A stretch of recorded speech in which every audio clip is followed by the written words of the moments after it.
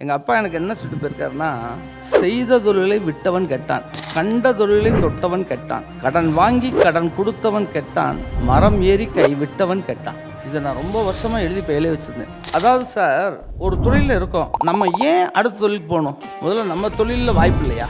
Backward integration இல்லையா? அல்லது forward integration இல்லையா? இப்போ எங்கள் தொழில் எடுத்துக்கினா, நான் மேனுஃபேக்சரிங் பண்ணலாம், பியூரிஃபிகேஷன் பண்ணலாம், டை வைக்கலாம், கட்டிங் பண்ணலாம், பாலிஷ் பண்ணலாம், கொலுசு யூனிட் போடலாம். இந்த மாதிரி பேக்வேர்டு இன்டகிரேஷன். ஃபார்வர்டு இன்டகிரேஷன் சொல்கிறது ஜுவல்லரிலேயே பொட்டிக் வைக்கலாம், வேறு வேறு ஊர்களில் வைக்கலாம்.